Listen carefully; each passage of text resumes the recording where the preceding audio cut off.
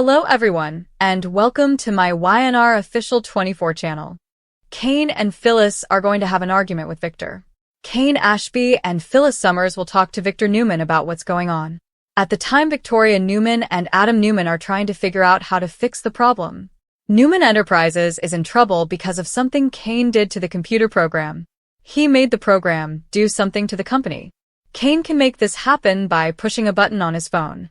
When Victor Newman finds out that Kane is the one who did this, he will go see Kane to deal with him. Kane and Victor will have a confrontation because of what Kane did to Newman Enterprises. Phyllis will be there too. She will not waste any time teasing Victor about the Newman takeover. Victor might tell Kane that he needs to fix this problem or something bad will happen to him. It seems like Victor is going to give Kane a warning and tell him that he'll be very mean to him and Phyllis if they do not do what he wants. The young and the restless spoilers say that Kane and Phyllis will not back down, so Victor will think of a plan to get back at them. Victor will plan to do something to Kane and Phyllis because they are not listening to him. Victor will have to focus on saving Newman Enterprises. This is the thing he needs to do. After that, he will tell Adam and Victoria to fix the problems that Newman Enterprises is having in the press. Adam and Newman Enterprises will try to make everything look okay. Victoria and Adam will work hard to keep the image of Newman Enterprises. Newman Enterprises will have a lot of trouble when everyone finds out that the company is in trouble. Diane Jenkins Abbott will get updates on what's happening with Jack Abbott's deal with Matt Clark. She will find out that the deal is not going well. Jack will say that Victor was not paying attention. He sent him away with Matt. This was so Victor could take care of some things that he thought were more important. Jack heard from Billy Abbott that Kane and Phyllis are trying to get to Victor. So Jack thinks that this is why Victor is acting strange. Jack tells Diane about this. She gets really worried. Then she tells Jack that he has to do something about it. She wants Jack to handle things the way she thinks he should. Maybe it is about Matt. Maybe it is about something else. Diane wants Jack to listen to her and do what she says. Jack and Diane are talking about Victor and what they should do. Matt could have a few more tricks up his sleeve if the Abbotts and the Newmans aren't careful. Kane's secret power is finally coming out. This is news. Kane Ashby has something that will change everything. He put a kind of poison inside the computer program that Victor Newman is in charge of. This program is very important. Phyllis Summers is very happy to hear this news about Kane's power. She thinks this means she can get the program back from Victor Newman. She had given it to him before. That was a bad idea. Now she wants it back. Some people thought that Phyllis might have done something when she gave the program to Victor Newman. They thought she might have put a trigger in the program before she gave it to him.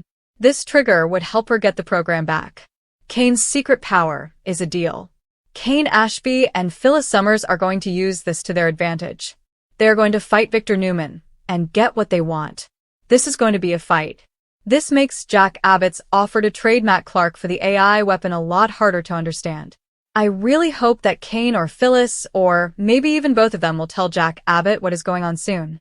Victor Newman is not always the powerful person. Victor Newman always thinks that he knows more than everyone. Sometimes Victor Newman does know more. But like Jack Abbott recently told Kane, Jack Abbott had Victor Newman running around. So if Kane teams up with Jack Abbott, they might get what they want. Victor Newman will get what Jack Abbott thinks the head of Newman Enterprises deserves. Kane did not let Jack's compliment go to his head because he was still upset about Lily Winters leaving. Lily Winters is gone from town. Nobody knows when she will come back. Kyle Abbott worked hard to get Matt. That gives the Abbott family more power than Jack thought they would have. The Abbott family could lose all that power if Kane decides to use the computer program against Victor. Phyllis Summers has a chance of getting what she wants. Phyllis Summers is really interested in Kane. She does not let him alone. He keeps telling her to go away. He is being very rude to her, like when Phyllis calls her a name. This name is one that Phyllis has been using to hurt her for a time, and it is meant to make her feel bad. She is Christine Romalotti. She just got married again. Kane really likes Lily. He thinks she might not like him back. He hopes that at least she will be with her daughter for a while, like until the winter's over and spring starts. The people who watch the show know that the lady who plays Lily is going to have a baby, so she will not be on the show for some time. Kane does not have feelings for Phyllis. Phyllis is trying to get his attention, and he is very weak right now. This is because Lily is not in town. So it is possible that the people who write the show will have Kane and Phyllis together for a while until Khalil comes back. Kane Ashby seeks revenge or a deal. Kane will probably not hurt Newman Enterprises even though Phyllis and a lot of people like Jack and Kyle and Diane Jenkins Abbott would be happy if he did. They would all cheer for Kane if he did something to Newman Enterprises. Kane and Phyllis being together is something that might happen until Khalil returns to the show. That result would certainly create a reaction from Victor that would likely have no precedent. Alternatively, Kane may try to broker a resurrection vehicle. He might not want Arabesque to be restored, but could force Victor to make good on some form of financial restitution. However, Phyllis is in Kane's ear, and she wants Victor to suffer. The soapy ball is in the former Aristotle Dumas non-chateau court. Viewers are waiting to see how he plays it. Lily Winters is going out of town to see her daughter. She wants to get from Kane Ashby for a while. Lily told Kane that she does not know when she will come back. Kane Ashby and Lily shared a great kiss on New Year's Eve. After that, Kane thought he and Lily were getting closer. Now Lily is bringing a new boyfriend home. This is a surprise for Kane Ashby. Kane is very shocked by what Lily Winters doing. Lily might have met this man while she was away from Kane Ashby. She could have gotten to know him. Decided to bring him home with her. Lily Winters and Kane Ashby were supposed to be getting closer. Now it seems like Lily has found someone else. Kane Ashby is stunned by Lily Winters' actions. Kane says he wants to put his family together with Lily and their kids. That is all he wants. Kane has spent a lot of time making money. Now he wants his family. Kane did some things that hurt Lily and the kids, like working with his dad to become Aristotle Dumas. This was a mistake. Kane had a computer program that he used to hurt people in Genoa City. He was willing to hurt anyone. Phyllis Summers got. That made things worse. Kane wants his family back. He wants to be with Lily and the kids. Lily just had to get from everything. The reason Lily and Kane got back together took a little longer is because Crystal Khalil is on maternity leave. So we have to wait around 6 weeks or more before Lily comes back to Genoa City. A lot of things can happen during this time, especially since Lily's children think she needs to find someone who will really care for her and not use her like their father did. Lily and Kane's children do not want anything to do with their father. They really do not like him all. Lily and Kane's children want their mother to be happy with someone who's good to her. Kane's children do not think it is okay for him to put money before them and their mom. Kane has not been around for years. These children are not going to let Kane hurt them or their mom again with his lies. Lily deserves to be treated better than she is being treated by Kane. Lily Winters' twins are trying to help their mom find someone. Lily's twins have decided they do not want Kane in their lives. The twins think their mom deserves a life, and they may try to help her find it. Kane's children and their mom, Lily, are very important to the twins. They want Lily to be happy. They do not think Kane can make her happy. Maddie Ashby will probably want her mom to meet people who are good for her. Maddie Ashby will likely choose people who are very different from her dad. Lily could meet someone that she really likes and bring him home to meet her family. There are rumors that Lily and Kane are not done yet. If Lily meets someone new, it will definitely cause some problems. Maddie Ashby wants her mom to be happy, so she will try to help her meet people like a new man for Lily. Can Kane truly win Lily over after that New Year's kiss and convince her to eventually give him another chance? Victor Newman in a showdown that had the entire town on edge, a confrontation that was months in the making and had been simmering beneath the surface, and secrets, betrayals, and power plays had thrown everyone's lives into chaos. It all started when Kane, whose life had been turned upside down by Victor's relentless interference in his personal and professional affairs, realized that enough was enough, and that Phyllis, whose own complicated history with a Newman patriarch was nothing short of explosive, was the only ally who could match Victor's cunning and drive. As the scene opened, the air in the Newman mansion was electric, thick with anticipation and unspoken threats. As Kane paced the floor, his eyes blazing with a mixture of fear and determination, while Phyllis, poised and radiant as ever, leaned against the grand staircase, exuding a calm that belied the storm raging within her, her mind racing through all the ways Victor had manipulated, controlled, and attempted to destroy anyone who dared to stand in his path, and she knew that standing with Cain meant more than just facing Victor. It meant confronting her own past choices and the ways they had intertwined with Victor's machinations over the years. Victor, never one to be taken by surprise, stood at the head of the room, his posture commanding and his expression a mixture of irritation and curiosity as he watched the duo approach with a kind of slow, deliberate confidence that made it clear that they were not here to play games. And immediately the air crackled with tension as the verbal sparring began, Cain stepping forward first, his voice steady but carrying an undercurrent of barely restrained anger, accusing Victor of everything. From undermining his career at Newman Enterprises to attempting to manipulate Phyllis into doing his bidding, and Phyllis, never one to hold back, joined in, her words sharp and precise, cutting to the heart of Victor's relentless need for control, reminding him of all the ways he had meddled in the lives of those around him, the betrayals he had committed under the guise of protecting his empire, and the fear he had instilled in everyone who had dared to challenge him, and Victor, momentarily taken aback by the ferocity of their combined assault, quickly recovered, his voice booming through the room as he countered with pointed reminders of past mistakes Cain and Phyllis had made, his words laced with the subtle venom of a man who had survived countless challenges and always emerged victorious. And yet, even as he spoke, the doubt flickered in his eyes because, for the first time, he faced two opponents who seemed immune to intimidation, whose loyalty to each other and their cause made them formidable in a way that few had ever been able to match.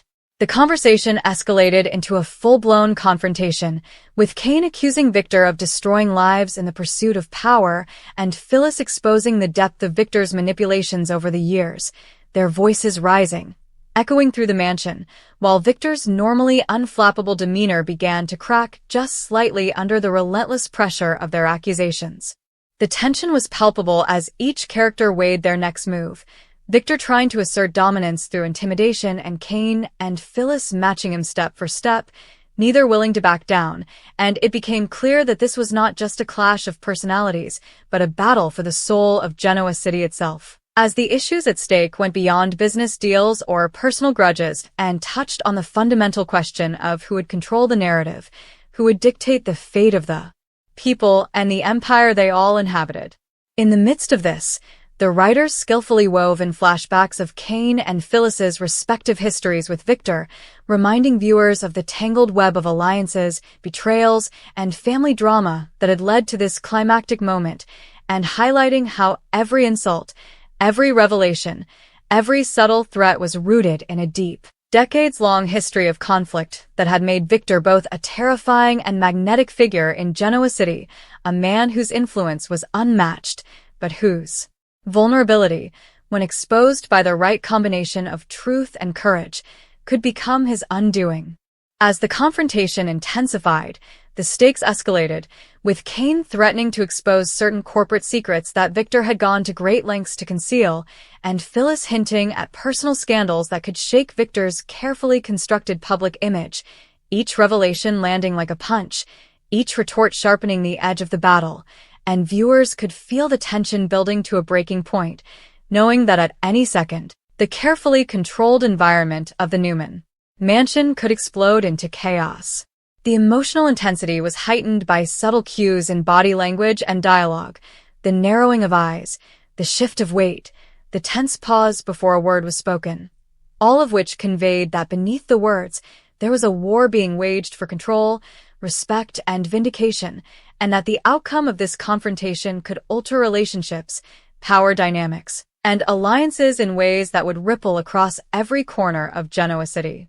Amid the shouting and accusations, moments of vulnerability emerged, particularly in Phyllis, who revealed just enough about her own fears and regrets to humanize her and make her stand not just as a challenger to Victor, but as a person with a rich, complicated history who deserved to be heard, and in Cain, whose moral compass, while sometimes clouded by emotion, had driven him to finally confront a man who had loomed over his life for far too long, and these moments of vulnerability only added to the tension, creating a dynamic that was both gripping and emotionally resonant, reminding viewers that even in a soap opera, the characters' actions have weight, consequences, and deep emotional undercurrents that make their struggles relatable and compelling. Victor, for his part, demonstrated why he was one of the most formidable forces in the soap world, matching every accusation with a calculated mix of charm, intimidation, and strategic brilliance, attempting to remind Cain and Phyllis of his vast resources, the power he wielded, and the consequences of crossing him. But the longer the confrontation went on, the more cracks appeared in his armor, as the combined force of Cain's integrity and Phyllis's fearless honesty chipped away at the carefully maintained facade of invincibility that Victor had spent decades building, and even the most loyal viewers could sense that for the first time, Victor Newman might be facing a challenge he could not simply bulldoze through with money, influence, or intimidation. The dialogue was razor-sharp, filled with barbed comments, double entendres, and subtle digs that revealed not just personal grudges, but also the underlying motivations of each character. The desire for justice, the need for recognition, the longing for respect, and the quest to reclaim a sense of autonomy in a world where power often dictates the rules. And through it all, Cain and Phyllis demonstrated a rare unity, a shared understanding that their combined strength was the key to confronting Victor, and that standing together, they could withstand the full force of his wrath, making their alliance one of the most compelling dynamics in recent memory, a pairing that fans would undoubtedly dissect, analyze, and root for as the fallout from this confrontation unfolded.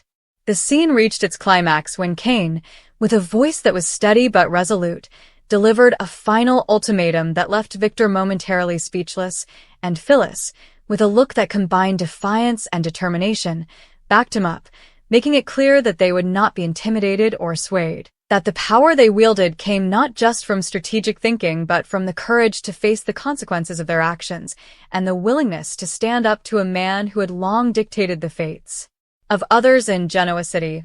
And in that moment, the audience could feel the weight of history, power, and emotion converging, creating a scene that was as intense as it was memorable, one that would be remembered as a defining moment in the ongoing saga of the young and the restless.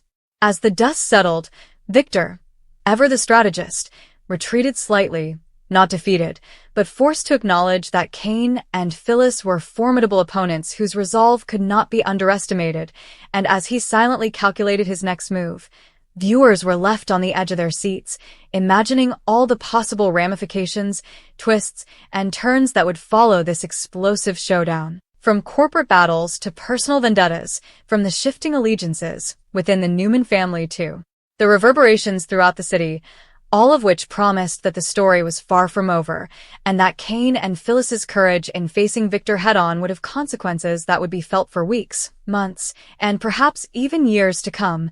In true soap opera fashion, blending emotional drama, high stakes, and the intricate, tangled web of relationships that has made the young and the restless a fan favorite for decades, proving once again that in Genoa City, the battle for power is never-ending, the secrets never fully buried, and the confrontations never lacking in intensity, leaving viewers clamoring for every next twist, every whispered plot, and every dramatic moment that keeps them coming back episode after episode, because with Cain, Phyllis, and Victor, no one is ever truly safe, and the drama is always larger than life, more captivating than ever, and perfectly suited to the legacy of a show that knows how to deliver shock, emotion, and suspense in equal measure.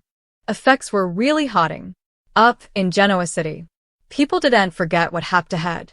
The bad effects people did to each other in the history, and the effects they always said out loud were still bothering everyone. This showed that in Genoa City, everything is connected. Every single thing that people say, every look they give, and every time they stop talking on purpose means commodity because of what happened in Genoa City. Cain saw that Victor was unsure what to do for a moment. So Cain kept going with the will, picking each thing he said to hurt Victor's power. Victor had worked hard to make this power.